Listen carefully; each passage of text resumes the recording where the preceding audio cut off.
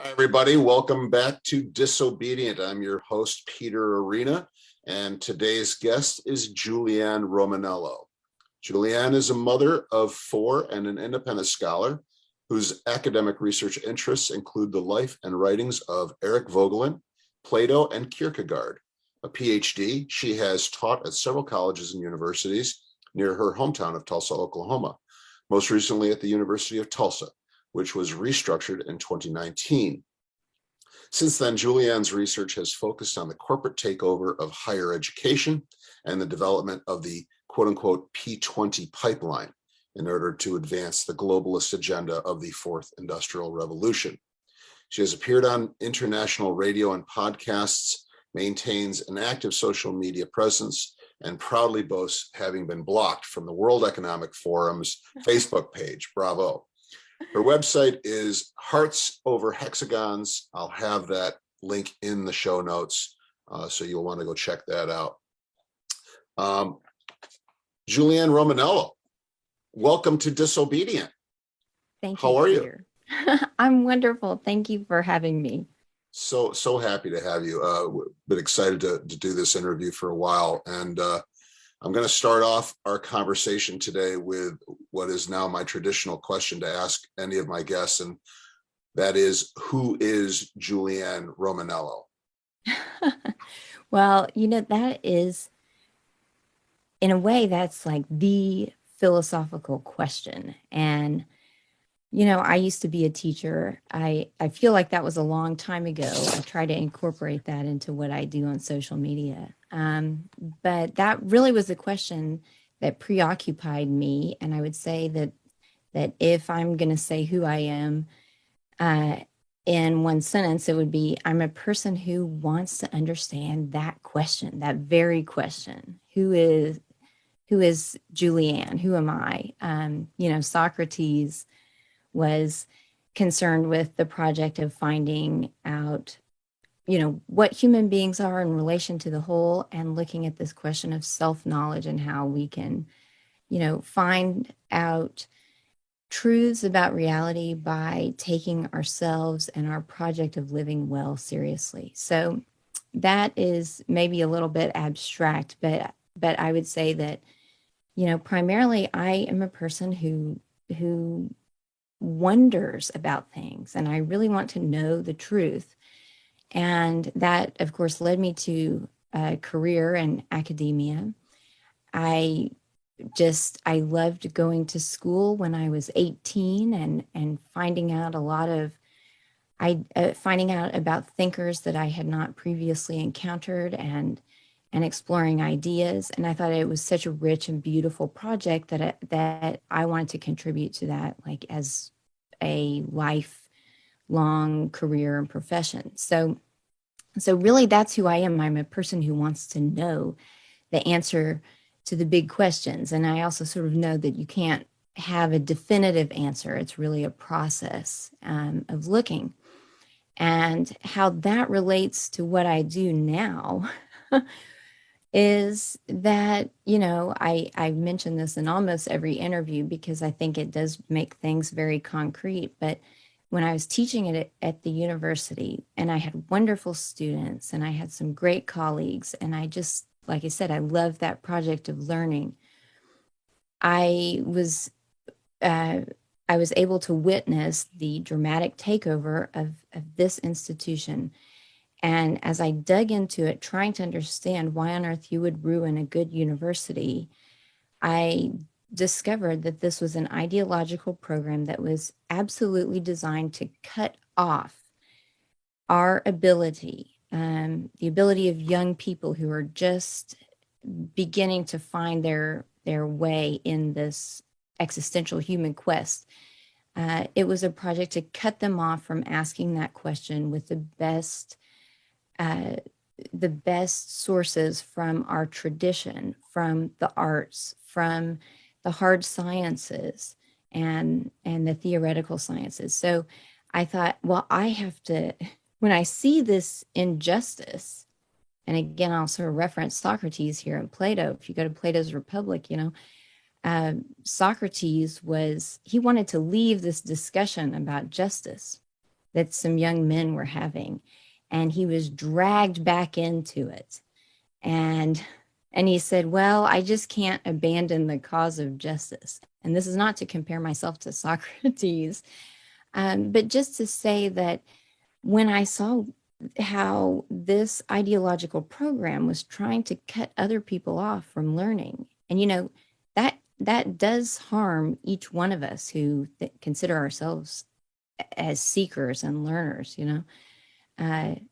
Yeah. I thought I have to come to the aid of this. So now what do? I try to show other people what's going on so that they can make their own decision about how to respond to a situation that perhaps without this information that I try to provide, that people like you and so many others have been working for decades to provide to them, they wouldn't be able to really understand what they're up against. So I just want to lay things out on the table so that people can make an informed decision about how to respond to what I see as really the most serious crisis that humanity has ever faced. And that is this deliberate attempt to control minds, to control our ways of communicating with each other, and the images and language that we rely on to undertake this most important question of figuring out who we are as individuals and how we can have a conclusion to our life that is true, good, beautiful. Awesome. Well, so just to go back to this point about these hidden agendas, where you're trying to understand, if I'm understanding what you're saying, basically there are things that are being done where plans are being executed and people are being manipulated unbeknownst to themselves. Yes. And consequently, the idea here is that I want to understand what it is. I want to be informed. I want to know what it is, and I want others to be able to know and have their own ability to discern whether they want to be part of this agenda. Right. Yeah. I mean, my academic training was in political philosophy, and I studied Eric Voegelin, and he was a 20th century political philosopher who was trying to understand the question of how well-educated, socially conscious people in Germany could go along with this terrible program of genocide, of totalitarianism, of all of these things. That was his question. And I wrote about him, and I tried to understand his life and ideas and try to introduce him to a wider audience. So in looking at Voegelin's life, you have to come to terms with his philosophy of consciousness and history. And one thing that he tries to do is understand symbols of order and disorder.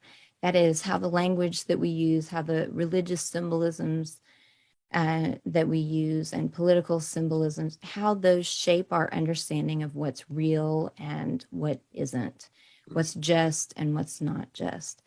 So my academic training really prepared me to look at these deformations of language and how, people were being manipulated by terms that have a common meaning that you and I and the people that I interact with on Facebook and in real life, we use these in certain ways. Well, these resetters or social engineers, they use them in a completely different way. And they do that deliberately. They draw on language that has one common meaning, but they twist it and they shift that meaning incrementally in order to deceive people. Yeah.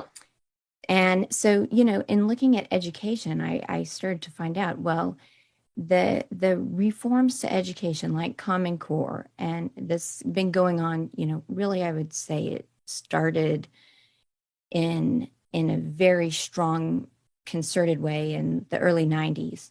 That type of education tried to prevent people from asking questions about say what, some language symbol means. So students today really are not prepared. I mean, to think about whether or not the language that they are hearing means what they think it means. Right. And so, yeah, I try to bring some of that philosophy background, some of literary background to the interpretation of these terms that are bandied about, especially in the corporate world. Just to give people a sense of what is really going on and how to, sort of fight back with a better language. Well, I think it's first thing that comes to my mind is the fact that George Orwell was first and foremost a linguist. Yeah. And it is in the use of language that we find the most powerful manipulation of people, Yes. and persuasion of people and their motivations and their actions. Chomsky himself, Noam Chomsky, is another linguist. Yeah. So the use of language, very powerful. Yeah, because there's a thought complex, and this goes back to Aristotle. You have reality, and that's what we're trying to understand. And then you have our thoughts about reality, and then you have language. And those three things they all have the same basic structure. You have a subject, and you have a predicate. And if you look at reality, we say that there is a sort of foundation to it, and then we understand reality by assuming this foundation and then trying to describe what's been added on to it. Mm-hmm. Well, language works the same way. You have a subject, and then you add predicates and other things to it, and we think through language. You have a dialogue in your mind that's going on, and it operates with that same subject predicate structure. So I think that these resetters, they understand that perfectly well. And they know that if you shape the way people think, if you constrict their perception of reality, you can control them. If you change the language, you can change their thoughts. You can actually change reality, or as it's perceived, what is practically real to a certain group of people. So, I think of people like you, me, Cindy, Nikki Rapana, many others that do this. I sort of think of us as like a group that tries to bust open reality for other people. We try to say, hey, this is what has been hidden. This is the fullness of it that you need to understand in order to really make sure that your thoughts and your own internal dialogue match what is out there and is objective. Yeah. Well, let's step back a little bit and ask the question, who are these resetters, and why are they employing this philosophy, this methodology, and to what end, and via what techniques are they effectively doing what you've just spoken of? Yeah, I mean, who is the they that's behind all this? Tough Right? one. That's the big question. Yeah. I mean, I think that there are a lot of big groups that we could name. I mean, people go down the rabbit hole and they say, oh, well, it's the Jesuits, it's the Zionists, it's the Illuminati, it's the this, that, it's the military industrial complex. Right. And you can point to a lot of different groups that in those very broad strokes, it's not very meaningful, to someone who's just hearing this, and it doesn't really help us to formulate concerted action to combat what's going on, right? So let me try to say how I have pinpointed some of the, maybe not the people at the very top, but some of the people at maybe the middle rungs, or the managerial class, upper rungs of this. And yeah, there's there are groups that you can pinpoint. Okay, we definitely have the government involved. We definitely have corporations involved, like BlackRock, State Street, Vanguard. Those are all over the mainstream media, even right now. So we know that those people are involved. We know that they have friends and allies in government that are assisting them to promote these terrible policies, whether it's in education or energy policy or privacy, healthcare, whatever. You also have the nonprofit industrial complex. And, these are people that you can identify in your local communities. You can say, okay, well, we've got the United Way that is working to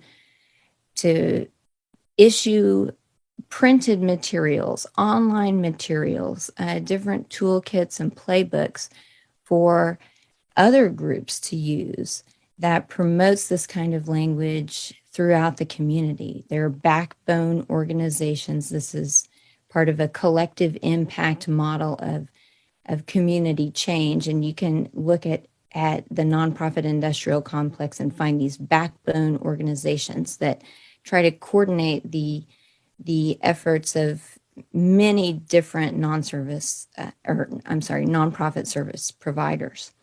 So they're involved. Okay, so we've got government, we have large corporations, we have nonprofit industrial complex. Who do those people answer to, and why are they doing this? I mean,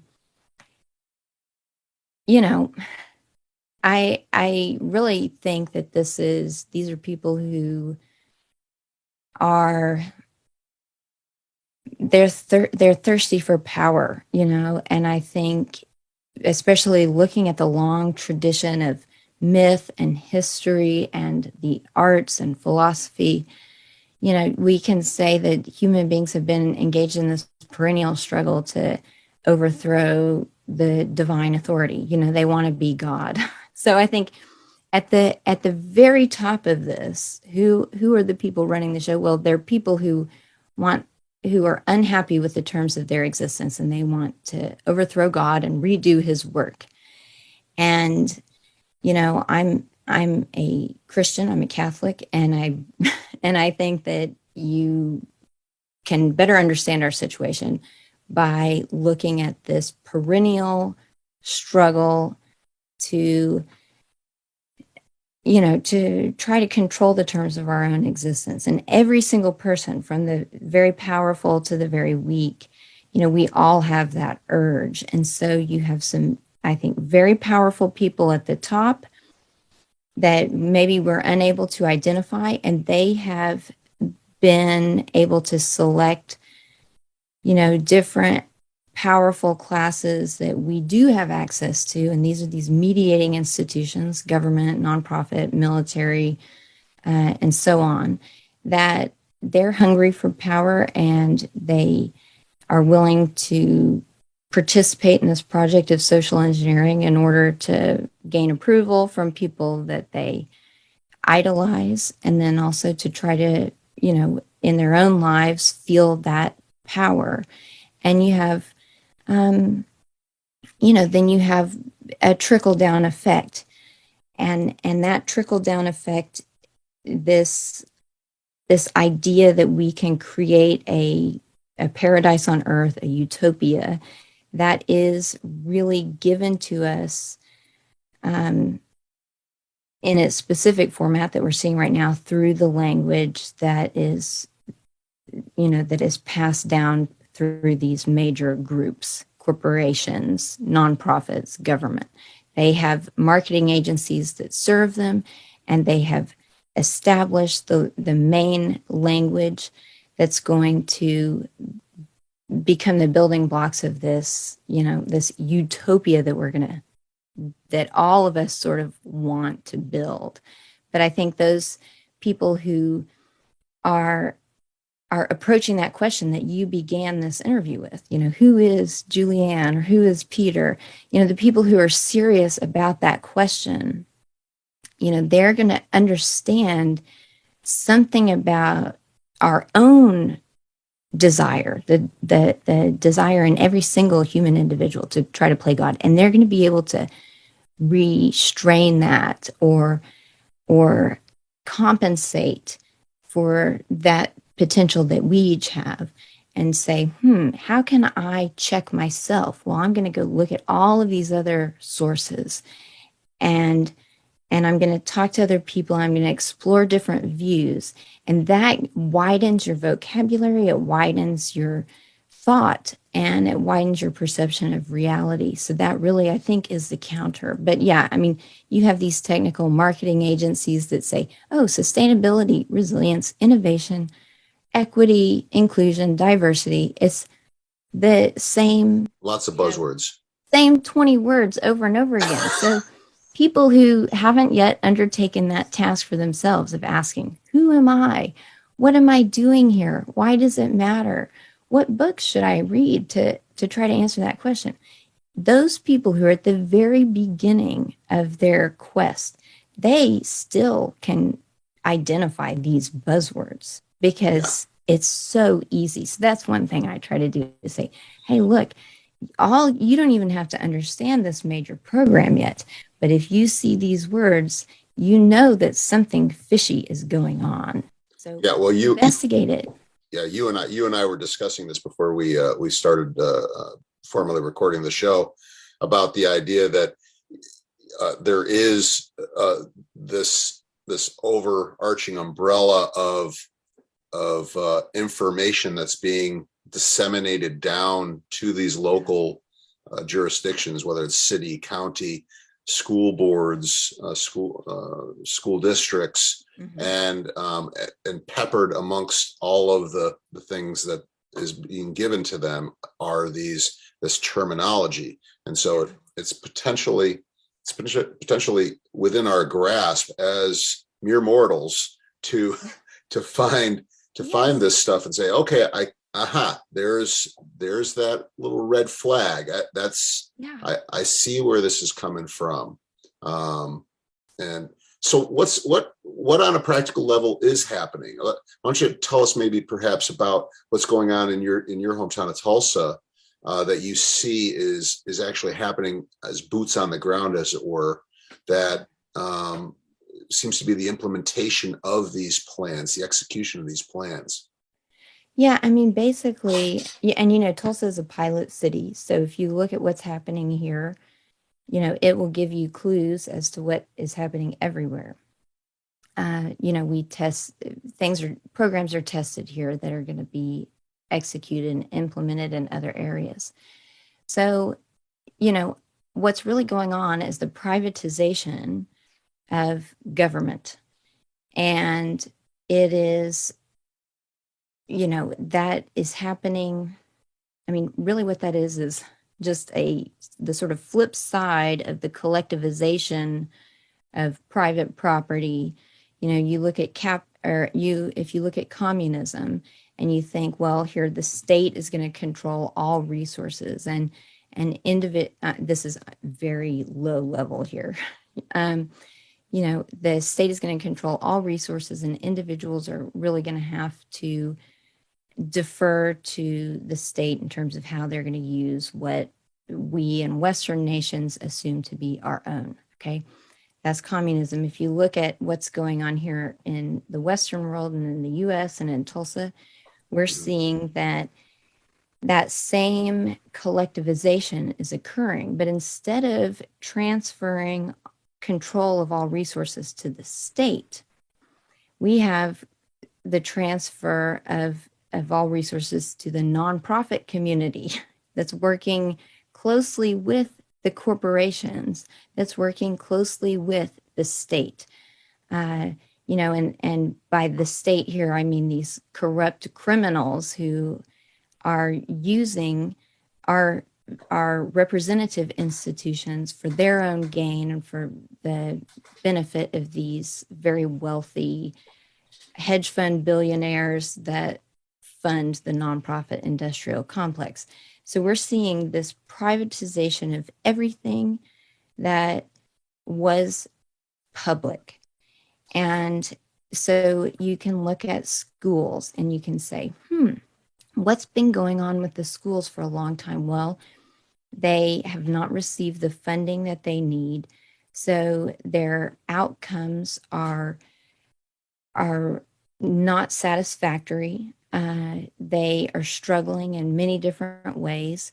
And the only way that they seem to be hanging on to whatever, small accomplishments they still are capable of, that's all at, at because of these generous donations and grants from the nonprofit industrial complex, right? Mhm. So austerity leads to funding gaps, and you have the nonprofits come in and offer to fill in the gaps to provide these better outcomes. Well, that all comes with strings attached. People don't really recognize that. What they recognize is that, oh, there are these very wealthy people and they're selfless people who are trying to help out a situation in which the state has failed. Mhm. And so that kind of psychological and narrative manipulation is really fueling this privatization of all of the commons in whatever sector you look at. Medicare, Medicaid, these are being privatized. They're being transformed into value-based operations. If you look at what's happening just on a local level with government, we're seeing that it's all being automated. Part of that narrative, or the narrative behind that, is that, oh, well, we don't have enough workers to fill these positions.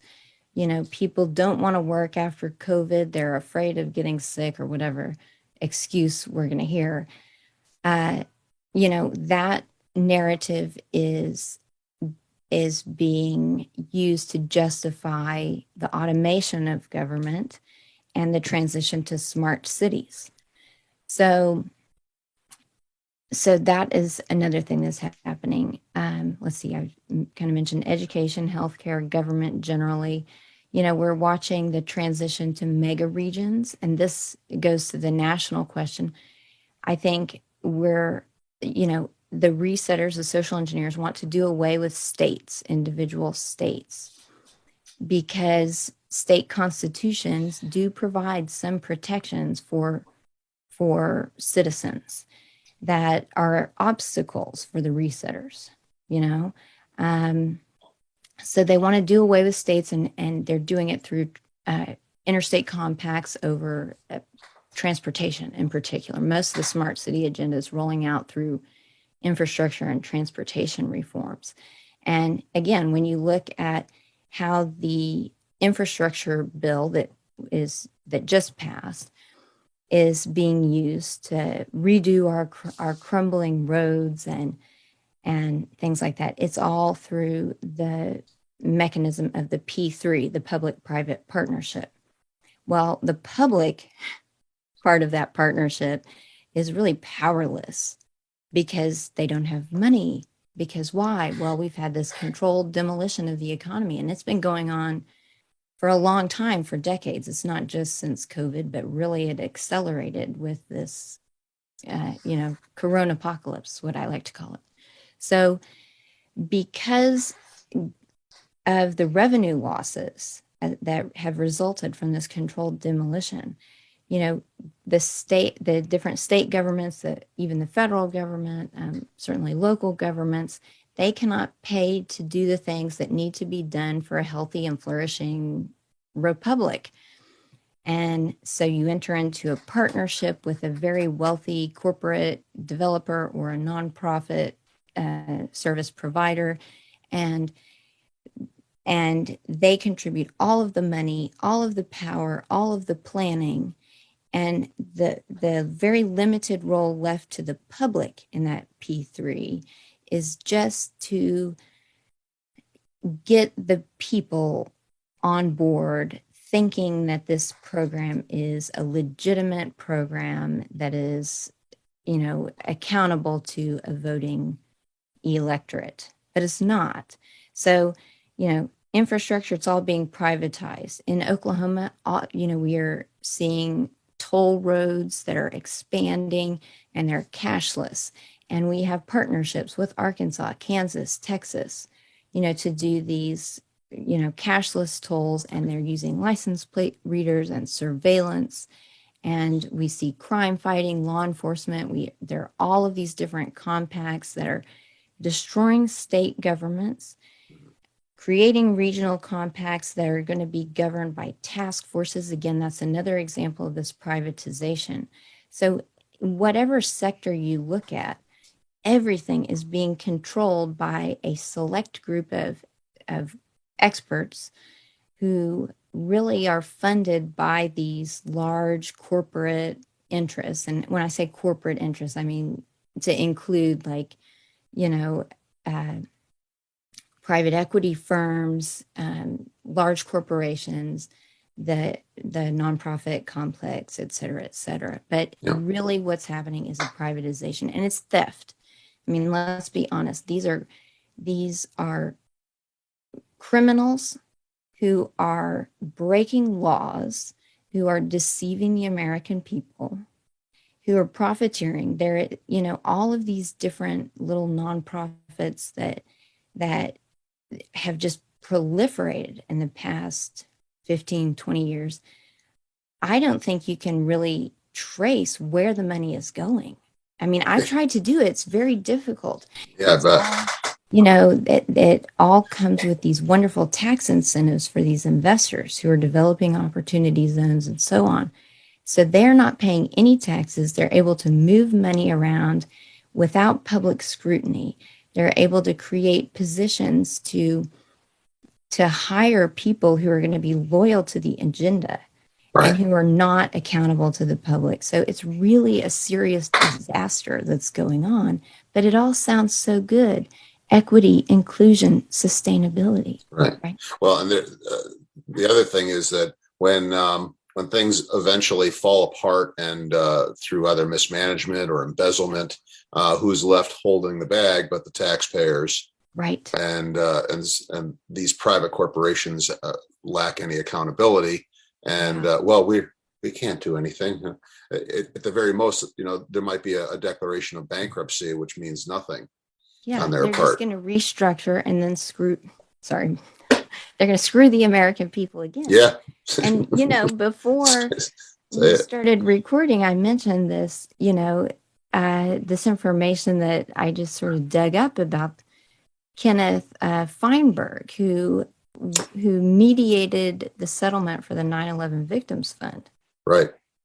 And he's been on every major victims compensation fund settlement in the past 3 decades. And what has he been doing? He's been using the power of federal law, of state laws, to remove liability from private corporations, from individuals who have committed crimes, and buying people's loyalty at the taxpayer expense. And I read, I think it was from the Rand Corporation, there was a study about the 9/11 compensation fund, and it was looking at how the legislation was passed. And in this published study, it said, well, the American people would never have accepted this kind of transfer of taxpayer monies to the individuals who were victims of this horrible crime if the situation hadn't been the sort of ultimate crisis that 9/11 was. You create this massive crisis, and you create terrible trauma and suffering. And I mean, despite what I've said about original sin, and we all want to be, we have this potential to want to, usurp God. Like, we're still created beings who were created good.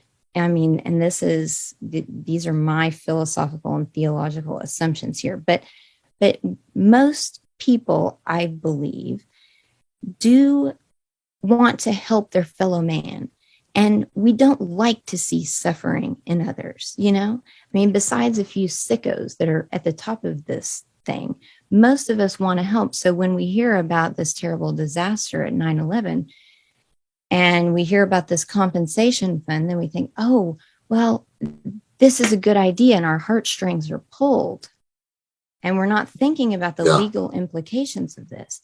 And these, these resetters who have done plenty of research in behavioral psychology and human motivation, they know exactly how to fabricate a crisis and then use that crisis to sneak in these very devious reforms.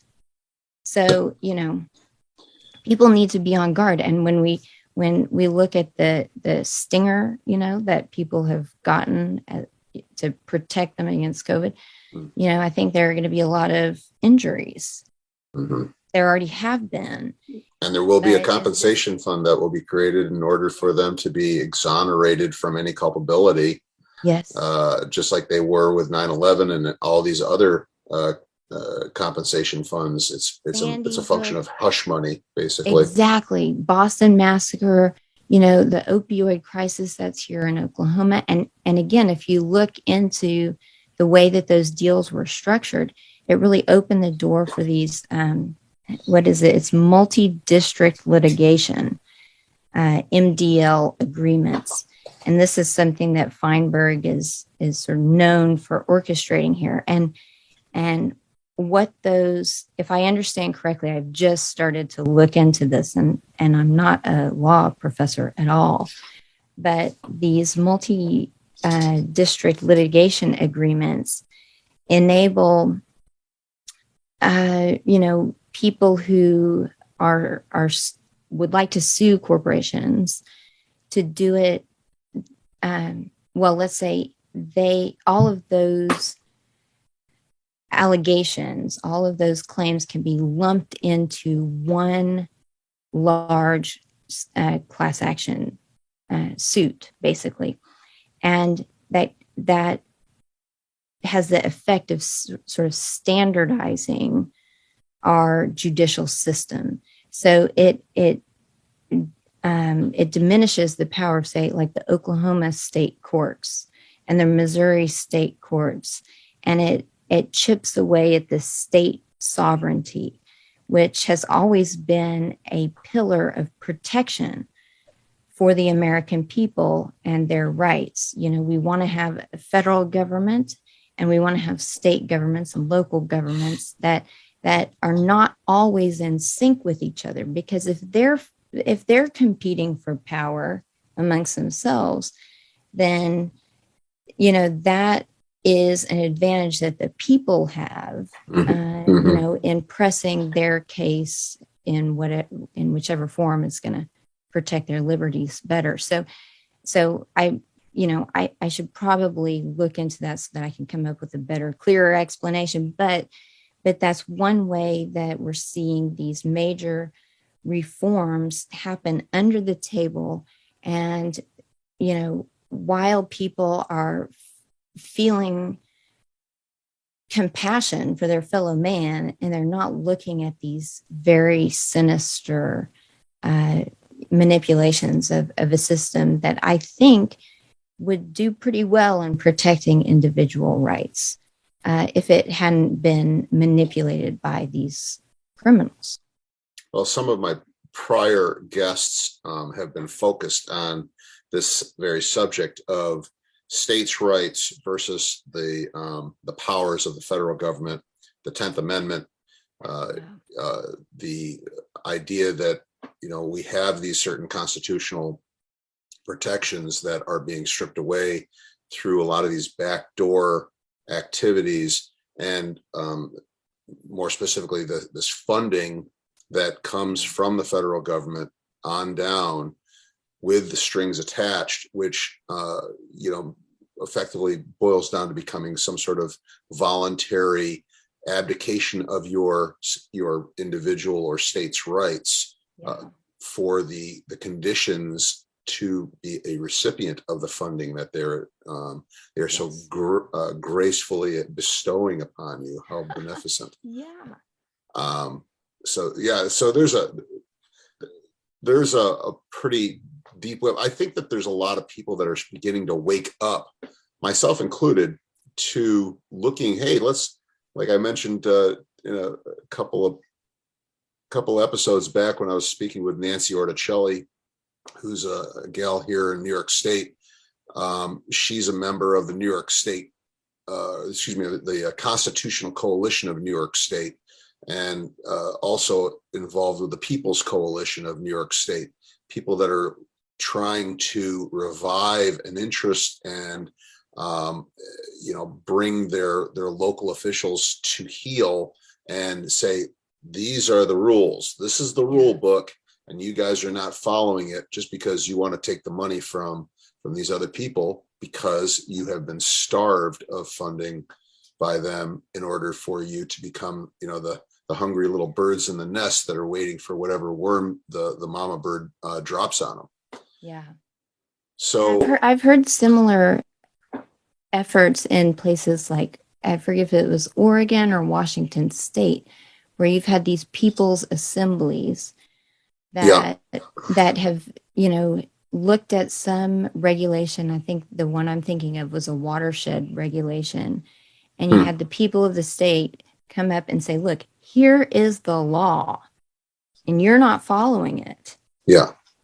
And you get these, especially if you can get these sort of minor public officials at the minor local public officials to look at this, disconnect between their actions and then the letter of the law. I think that those people can be persuaded, those public officials, or at least they can be scared off.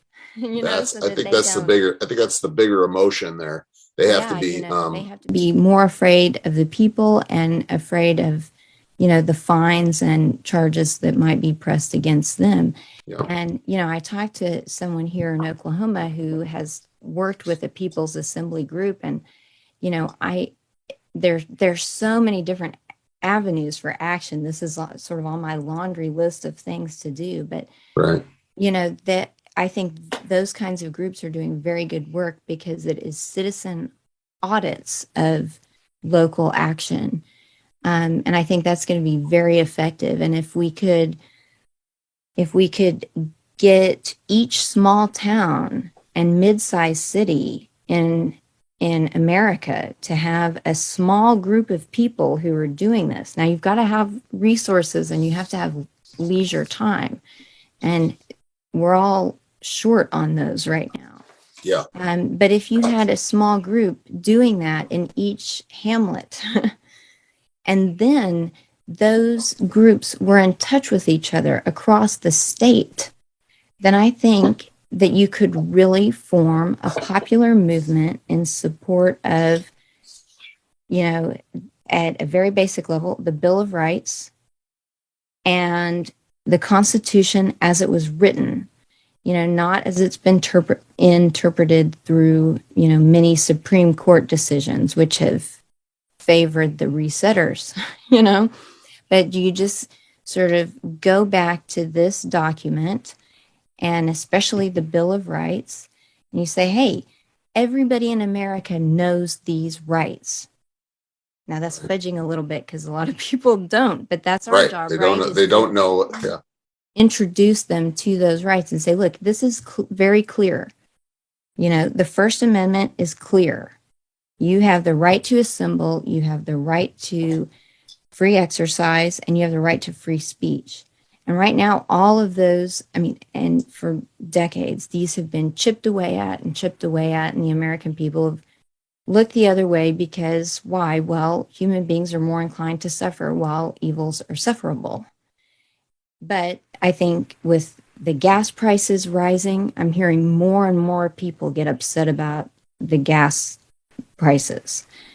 With food shortages on the way, I think we're headed for this, rock bottom moment where people are going to be grasping for some sort of stability in a very chaotic world. And, in the level of the public sphere, what can we point to? We can say we have this Bill of Rights. And then we also have our state constitutions. Yeah. And we have, if we look at both of these together and say, we're going to check what officials are doing. We're not going to allow them to infringe upon these well-established rights that are in the Constitution. And, I think you can gain some momentum to, really get a vigilant citizenry again. Right. At least that's what I hope. Well, Scare people off, because really, and this is what, I'm sorry, now, I get all fired up, but go fire a up. while to get into it. Go on. But, if you look at what these resetters have done, they manipulate our perceptions of legitimacy. And we can do that too, So, we can say, hey, these rights in this very simple form are foundational. And the more people are talking about it, and the more that conversation is, is established in polite speech. It happens at the water cooler. It happens after attending a worship service. It happens on, at a private family gathering. The more people are talking about this and saying, hey, what does free speech mean? Why should we tolerate this kind of, infringement of this very crucial right? Mm. And we have to have good answers for, the tricks that these resetters have pulled. They want to say, oh, well, we have to curb this because it's dangerous. It can lead to violence. It's not nice. It's not equitable, bias, whatever. And if you can get a small group of people who have some data to show why those resetters' reasons are wrong, that can be very powerful. And I've seen that happen at community meetings here in Tulsa. I went to one about these license plate readers, and I had all of my facts about who was funding it sort of written down and prepared. So in my 3 minutes, you can give many different concrete facts. You say, this person is doing this, and this is what it's for. People can't argue with you. But then there was another gentleman there who I happen to know through public school advocacy, and he just knew some of these regulations about right-of-way and data collection and placing things, in public areas. And you just bring it up, and I can tell you just from watching it, these public officials squirm. So if you have 2 to 3 people go to a community meeting, and if you pick them strategically, there were police officers at this one that I'm talking about. So you go to one where you have lots of police officers there who tend, I think, to care about law and order somewhat. I'm an optimist. They hear this, and you say, you're breaking the law. And you're saying these bad guys are funding this stuff. Well, that, I think, is going to just help this public conversation. And, we take back our narrative.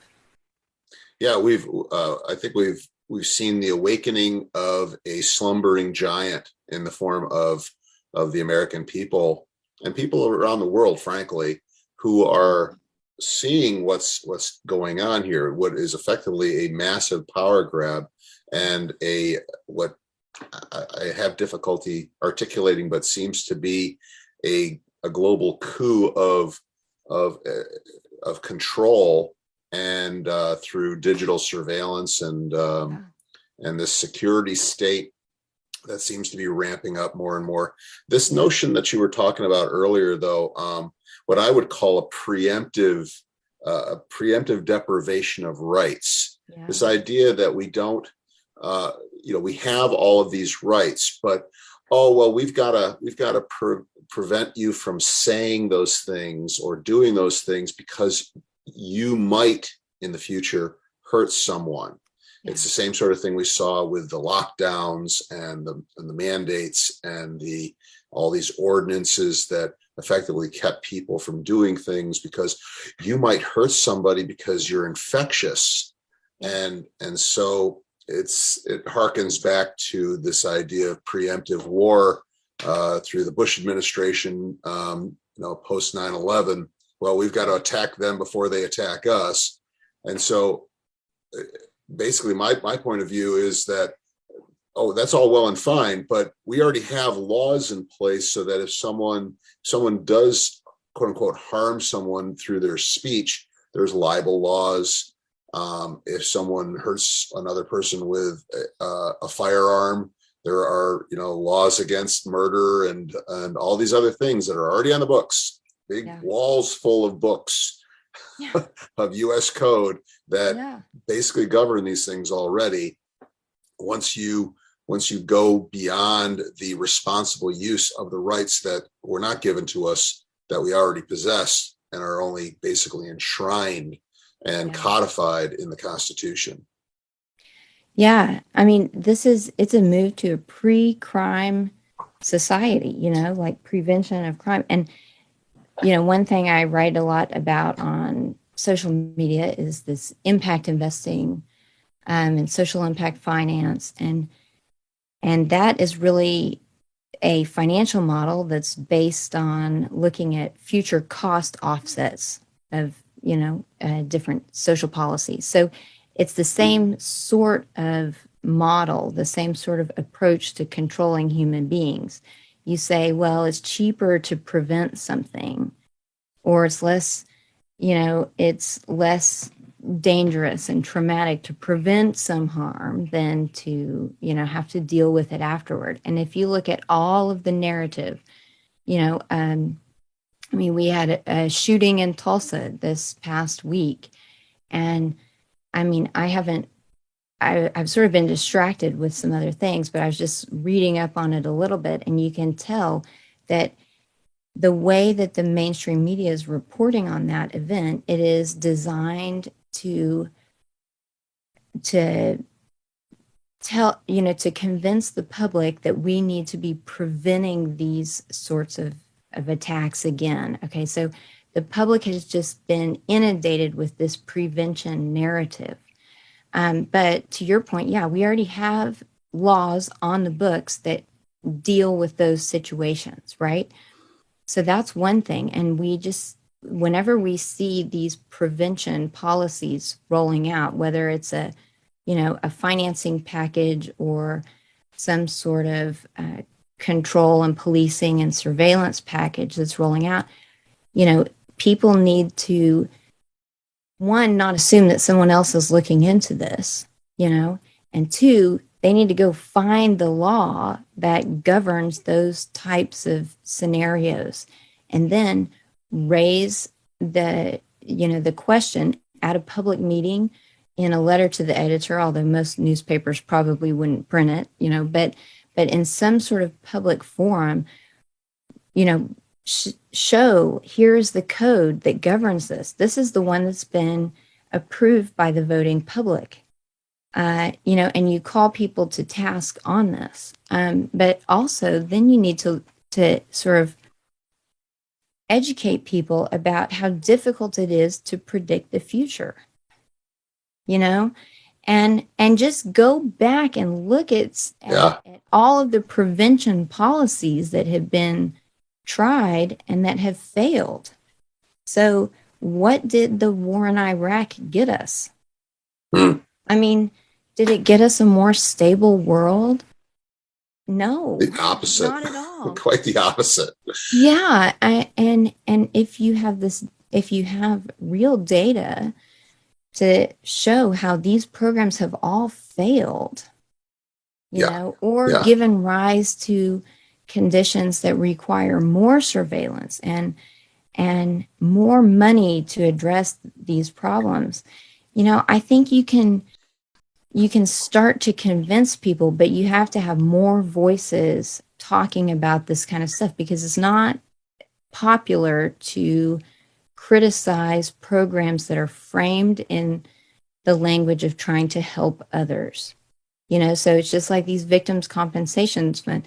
No one wants to criticize that because you feel compassion for the victims, and so you don't want to be the bad guy. But the more of us are saying, hey, there are worse evils that are going on right now, and the possibility of a future evil is a goal that we need to set aside in order to deal with the present ones that we can actually see, actually measure, and that we really already have a remedy for.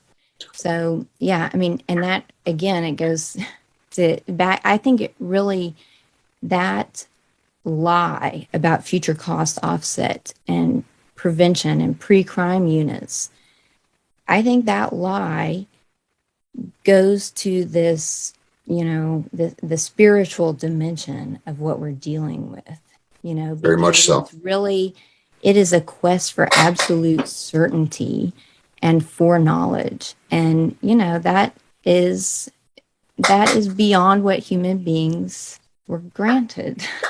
Well, that's an excellent point that you make, because it seems to dovetail with this idea that this whole notion and quest on the part of resetters, as we're terming them, to digitize and commodify and quantify everything is a way of knowing the future, because we've got we understand every possible variable, because we've got every little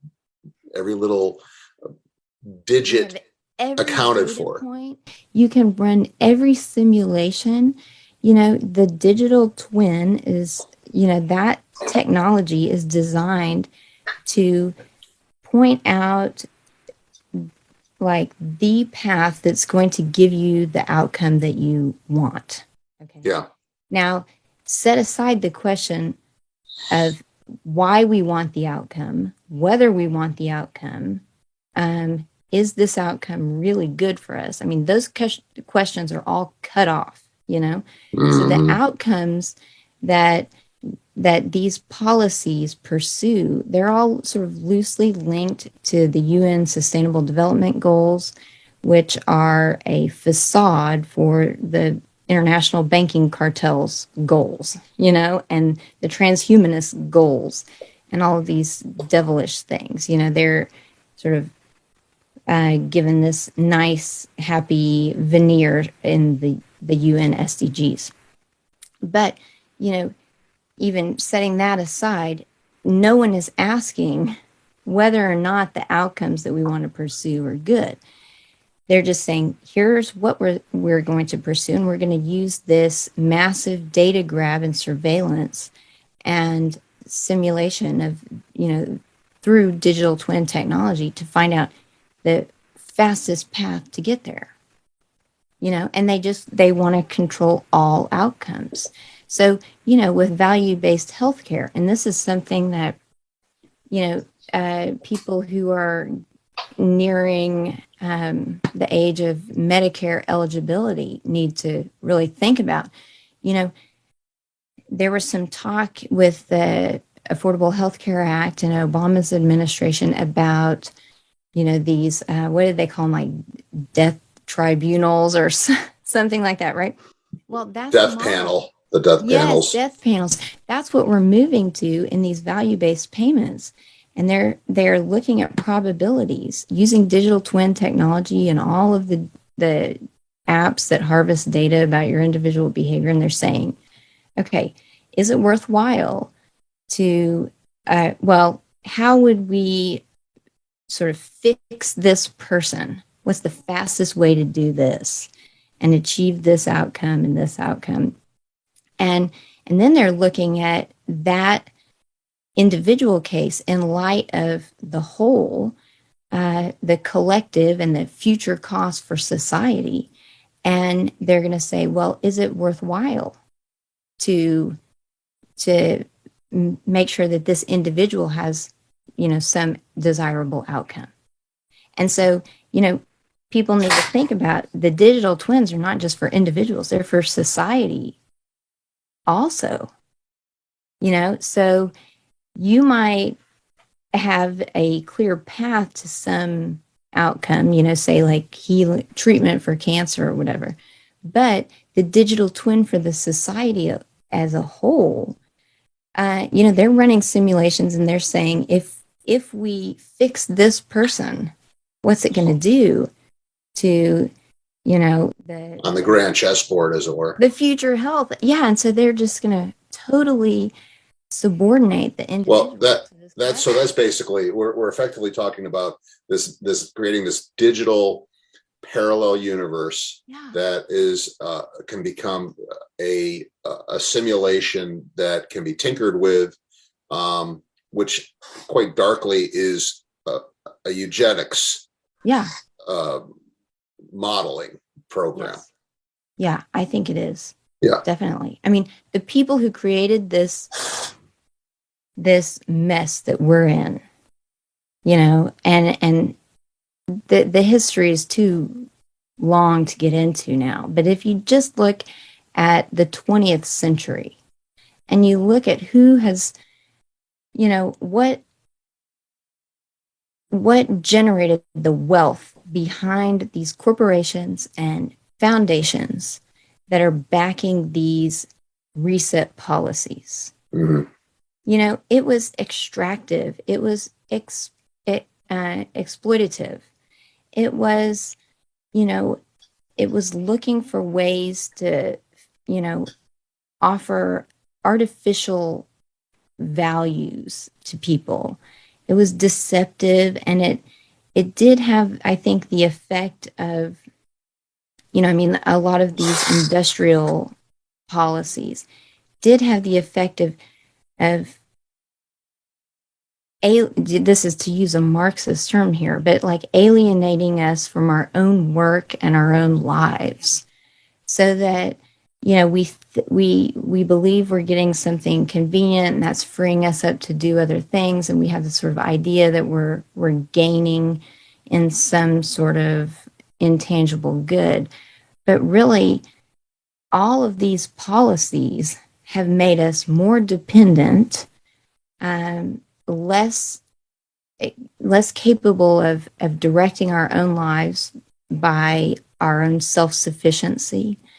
And, they've had major consequences for the health of different populations at different times. So I have a sort of theory that I can't really prove, but like, I think different racial groups have been targeted at one time. And then, once that is sort of coming out into the open, then our resetters move to target a different group. And they use, races, especially here in the US, because we have a difficult history of race relations. They use different races against each other.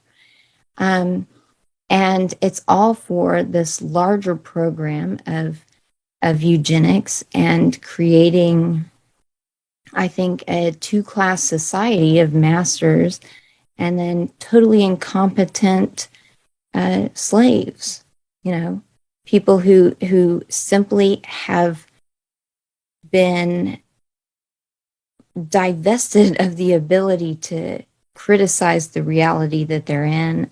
They can't understand the reality that they're in. They have no tools to fight back. And they're basically going to be sort of beasts of burden in this digital universe, So yeah, you just look at, okay, who created the money that has created these programs? They were not even hiding the fact that they believed in eugenicist policies and massive social engineering and the need to get rid of people. That seems like common sense to me, right? Why would I had muted myself. I'm sorry. I agree. There is a bigger agenda afoot that we are not able to really get our arms around in some respects. That I think it's hard for us to understand exactly what the motivations are of these players, these people who are kind of pulling these strings. But even if we were able to kind of thwart the intentions of the deployment of this sort of thing, is it possible to close Pandora's box? Is it possible to put the beast back in to the box? That's a question that I haven't thought that through well enough. I mean, It's tough. Yeah, I really think that, and this is something that I don't often talk about just because of the forum that I usually do these things on, like social media. It's not really conducive to this kind of conversation, but really, I think any solution, and by solution, I have sort of low expectations. I have high hopes and low expectations. I think I'm going to make that the title of the episode. No, I'm joking. I like that. It's really going to depend on a sort of spiritual reckoning in each individual. Like we're all going to have to become more serious about your opening question. Who am I? Why am I here? What responsibilities do I have? And, to put it in my own faith context, how am I going to be able to stand before God and be able to give an account of my life that is just and true? Okay, so although I don't make a lot of public mention of that, I think we're going to have this individual spiritual conversation and a reckoning. And if we could get people to take that seriously, then I think you would cultivate characters like, not cartoon characters. I mean, like a durable, consistent, and integrated person who would be on guard against these types of policies, like sneaking in different ways. So I think you would have people who were more aware of what came out of Pandora's box.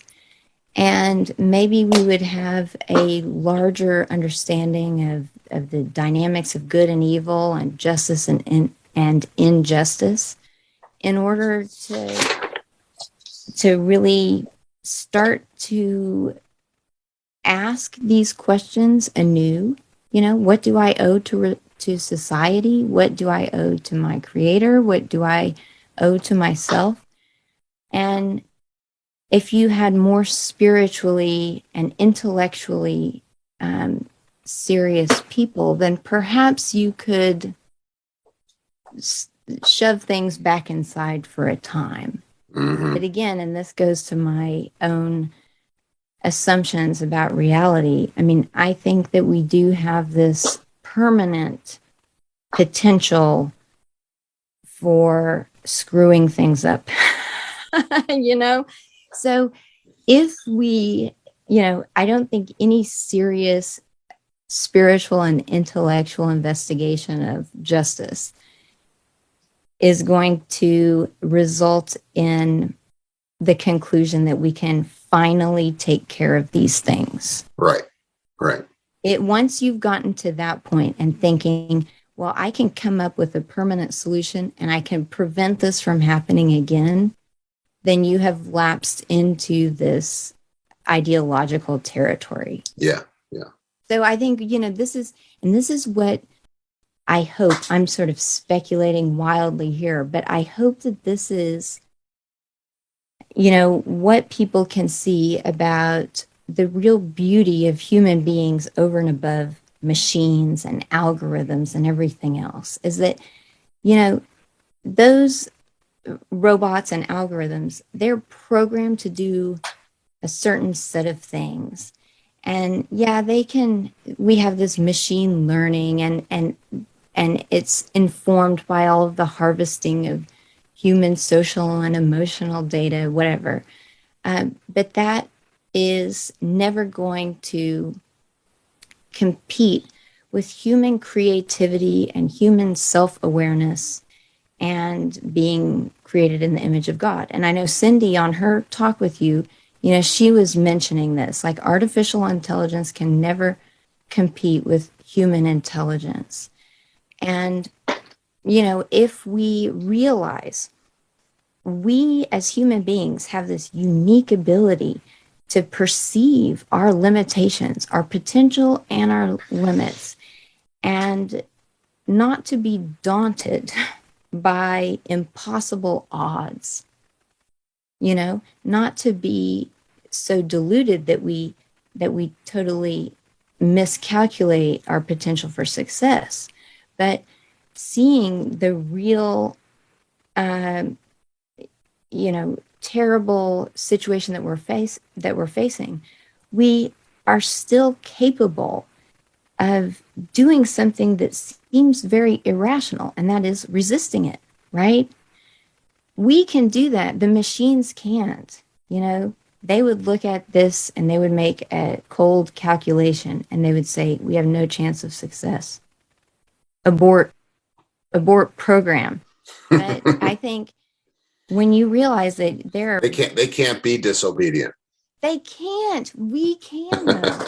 And when you realize that, and I'm so glad that you mentioned that word, like, because we can disobey, and that implies that there is some like greater standard that we're aware of, and that has a sort of moral purchase on our conscience, right? We can perceive that bigger thing that's not us, but we can also choose in freedom to go against it. And that really is, I think, the most beautiful thing about human beings. And when we appropriate that, we can be very serious about looking at what's come out of Pandora's box and saying, we need to put it back in. It is going to be exceedingly difficult. And if we do get it somewhere close to being in, then we have the next difficulty of not becoming too smug and self-assured. But we can perceive that. And as long as individuals are doing that, then I do think that there is hope.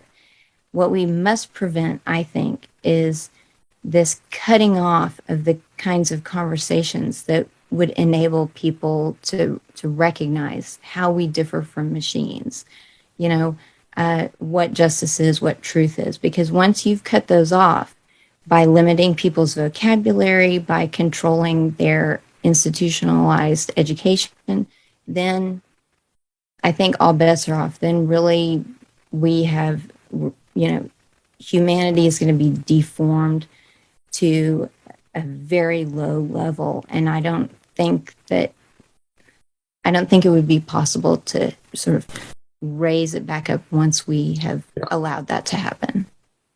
Well, I think your sentiment is exceptionally a hopeful one, actually, in what you're saying here, and I think it's a great way to close the episode. We've been chatting for about an hour and 15 minutes, and I know you've got things to do on a Saturday, and you got kids that are probably on the other side of that door, probably waiting for mom to they want to go to the pool, man. Oh yeah, right, exactly. What is the temperature there in Tulsa these days? Actually, it's been beautiful. It's been about 75, 80 degrees, so it's a little cool. Yeah, that's where we're at here in upstate New York too. It's been nice. So yeah. Well, Julianne Romanello, I can't thank you enough for an amazingly informative and engaging conversation today. And I hope that my listeners can appreciate this as well. And once again, for folks who are listening, heartsoverhexagons.com is Julianne's website. She's on Facebook. That's how I met you. Anywhere else people can contact you? Yeah, I'm on LinkedIn. I have a little YouTube channel. Everything is sort of in progress. What's your YouTube channel? Is it Hearts Over Hexagon? Hearts Over Hexagons? Okay. Yeah. Excellent. So thank you for having me, Peter. I have this public Facebook, and I try to interact as much as I can. It's hard to keep up, but the more I really have a great group of friends who are on my page. So even if I don't respond, somebody of very high quality, I'm sure will. So thank you again for having me. Yeah, thank you. You take care. We'll talk again soon, I hope. Okay, bye-bye. Okay, bye.